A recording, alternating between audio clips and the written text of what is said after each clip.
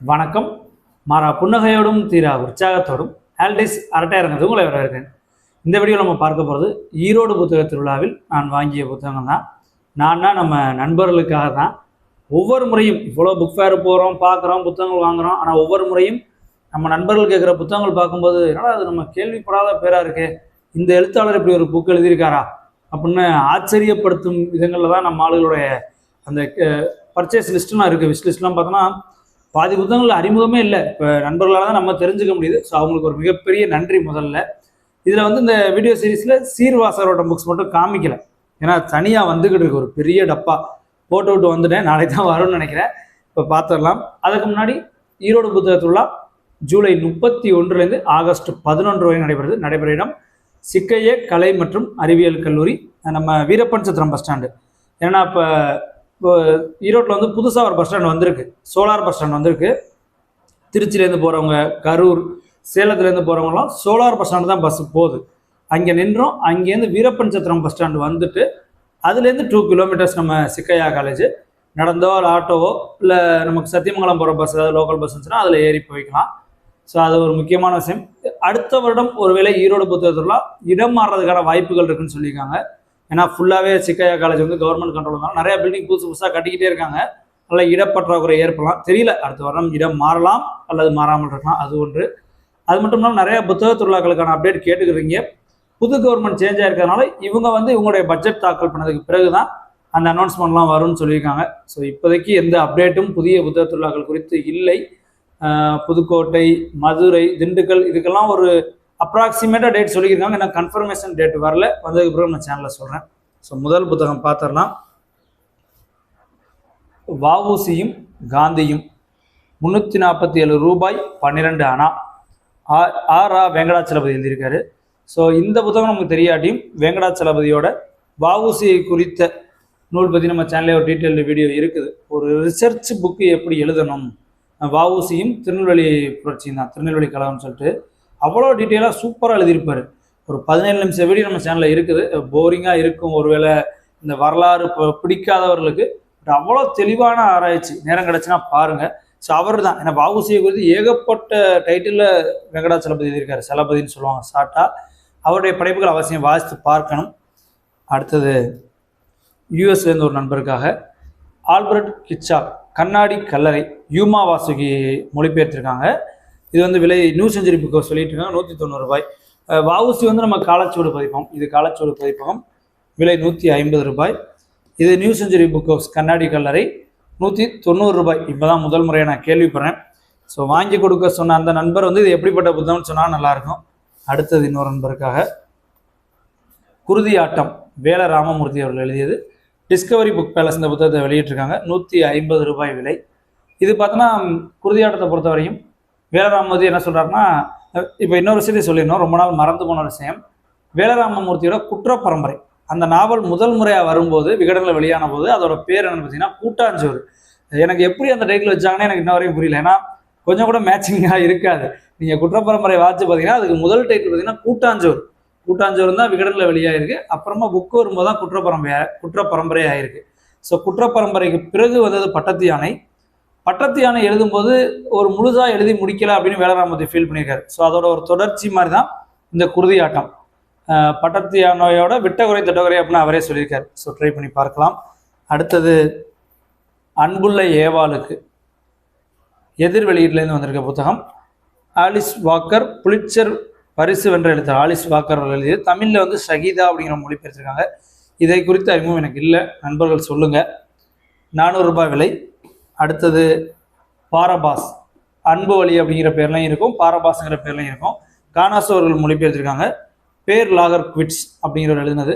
இந்த வருடம் புத்தகத்துள்ளால் நிறைய பேர் இந்த புத்தகம் கேட்டிருக்காங்க. நானே 4-5 பேருக்கு வாங்கி கொடுத்துருக்கேன். ஸோ வாசித்து பார்க்க வேண்டிய ஒரு நூல். அடுத்த நண்பருக்காக பகவத்கீதை, பாரதியார் பகவத்கீதையை அவருடைய பார்வையிலேருந்து எழுதின ஒரு நூல்.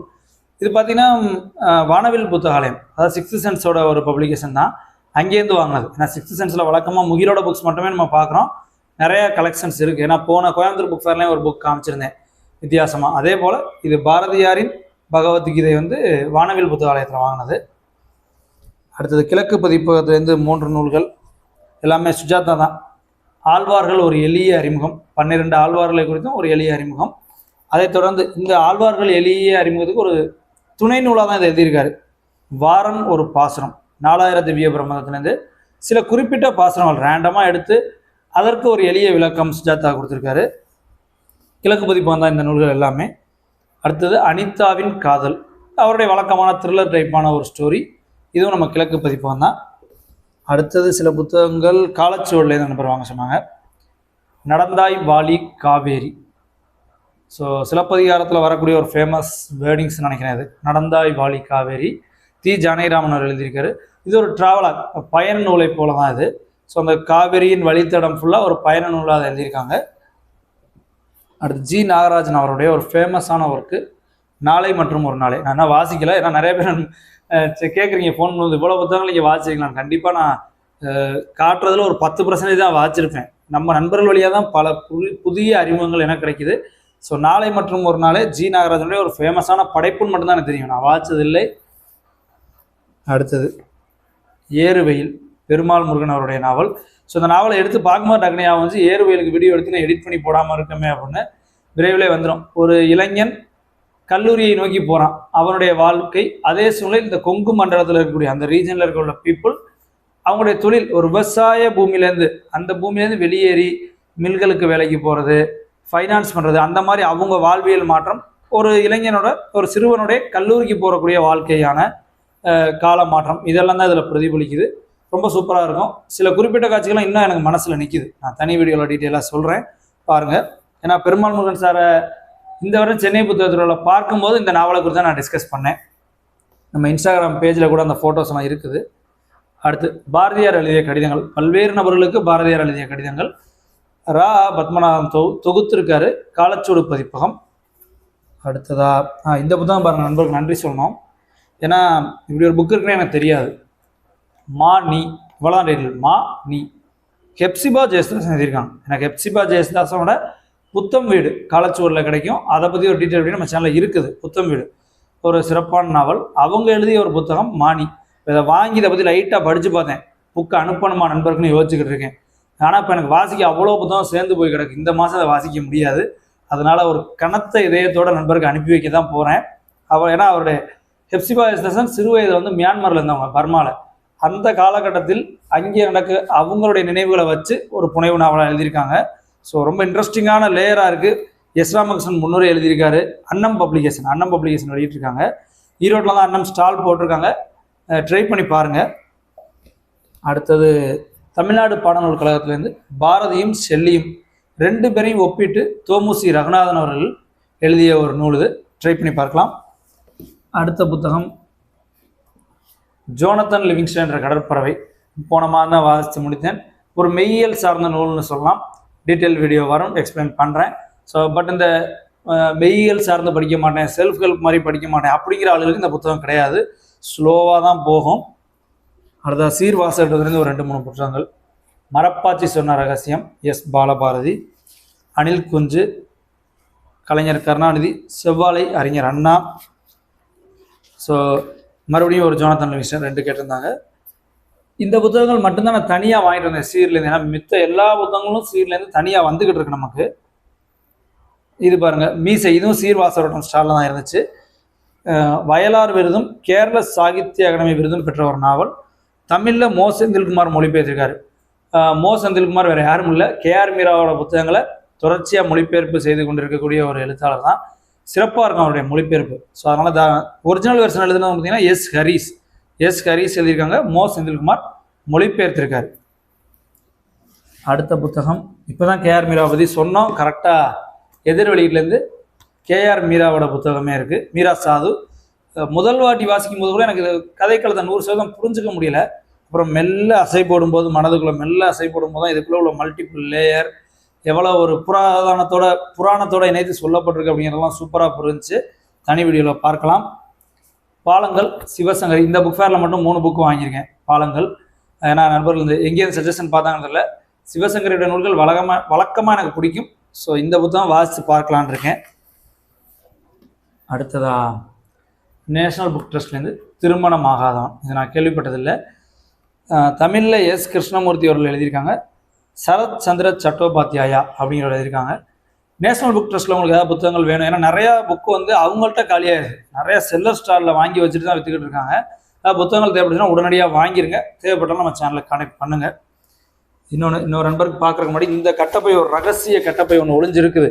தலைவர் புக்ஸ் மொத்தமாக வாங்கியிருக்கேன், யார் தலைவர்னு கெஸ் பண்ணுங்கள். அடுத்த நண்பருக்கான புத்தகங்கள், முதல் புத்தகமே மறுபடியும் சிவசங்கரியோடைய பாலங்கள். இது வந்து வானதி புத்தகாலயம், வானதி புத்தகம். இங்கே வந்துட்டு வேற ஒரு பப்ளிகேஷன் நேமில் இருக்கும், சரி வானதியில் இருக்கு. ஏன்னா சிவசங்கரியோட பல புத்தகங்களும் அவங்க கங்கா புத்தகங்களையும் வெளியிடுவாங்க. வானதி பதிப்பகம் புத்தகாலயம் சொல்லிட்டு வானதி பதிப்பகத்தோட நூல் தான். ஈரோட்டில் ஸ்டால் போட்டிருக்காங்க, ஏன்னா சென்னைக்கு பிறகு அவங்க ஈரோட்டில் மட்டும்தான் ஸ்டால் போடுவாங்க. நிறையா புக்ஸ் அள்ளியிருக்கேன், காட்டுறேன். அடுத்ததா காலச்சுவடுலேருந்து மாதுருபாகன். மாதுருபாகனுக்கு இரண்டாம் பாகங்கள் இருக்குது, தெளிவான வீடியோ நம்ம சேனலில் இருக்குது. ஏன்னா நிறைய நண்பர்கள் அதை பார்த்துட்டே இந்த புக்ஸ் எல்லாம் வாங்கி தர சொல்லுவீங்க, பாருங்கள். அடுத்தது சுஜாதாவோட கொலையுதிர் காலம். இது வந்து நமக்கு கிழக்கு பதிப்பகத்தில் கிடைக்கல, அப்புறம் உயிர்மை பதிப்பகத்தில் தான் வாங்கினேன். ஏன்னா சுஜாதா நூல்கள் உயிர்மை பதிப்பகம், கிழக்கு பதிப்பகம், விசா அல்லது திருமகள் நிலையம் இங்கெல்லாம் கிடைக்கும். ஸோ 3 இடத்துல நீங்கள் ஒவ்வொரு இடத்துல தேடி போய் வாங்கிடலாம். அடுத்து 6th சென்ஸ்லேருந்து பயணச்சரித்திரம் முகில் அவருடைய ஒரு முக்கியமான நூல் நம்ம நண்பருக்காக வாங்கி வச்சாச்சு. அடுத்து பாருங்கள், சூப்பர் புக்கு நர்மதா பதிப்பகத்துலேருந்து. இவ்வளோ பெரிய புக்கு ரேட்டு பார்த்தீங்கன்னா 550 ரூபா தான். நர்மதா பதிப்பகம், பட்டி வேதாளம் விக்ரமாதித்தன் கதைகள். ஏன்னா என்கிட்ட ஒரு ஹார்ட் பவுண்ட் இருக்குது, ரொம்ப வருஷமாக வாசிக்காமல், பிரேமா பிரசுரத்துலேருந்து. இது வந்து இன்னும் இது பார்க்கும்போது இன்னும் வாசிக்கலாம், ஏன்னா நல்லா பெரிய எழுத்து. ஒரே ஒரு படம் இருக்குது, நானே பார்க்குறேன். படம் இருக்கும், நானே இப்போ தான் பார்க்குறேன். நிறையா படங்கள் இருக்கா இல்லை 1-2 தான் இருக்கான்னு தெரியல. படங்கள் இருக்குது, படங்கள் இருக்குது. மேபி அடுத்த புத்தகத்துக்குள்ளால எனக்கு ஒரு காப்பி வாங்கிடுவேன்னு நினைக்கிறேன். ஏன்னா ஓப்பன் பண்ணி பார்க்கும்போது நல்லா பெரிய எழுத்துக்கள்லாம் நல்லா பெருசு.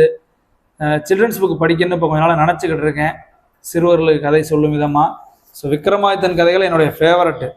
ஸோ பாகமாக பிரிச்சிருக்காங்க. முதல் பாகம் அதில் வந்துட்டு எந்தெந்த பதுமை என்னென்ன கதை சொல்லுச்சு அப்படின்னு. அந்த பதுமைகளோட பேரே ரொம்ப அழகாக இருக்கும். இது பார்த்தீங்கன்னா டக்குன்னு எடுத்தோன்னு நமக்கு வரமாட்டேது. பதுமைகளோட பேர் உள்ளுக்குள்ளே நான் பார்த்துருக்கேன், ரொம்ப சூப்பராக இருக்கும். இதாக இருக்குது, மனோ ரஞ்சிதவல்லி பதுமை, சொர்ணகாந்தவல்லி பதுமை, சகலகலாவல்லி பதுமை, மாணிக்கவல்லி பதுமை, கிருபா பரிபூரணவல்லி பதுமை.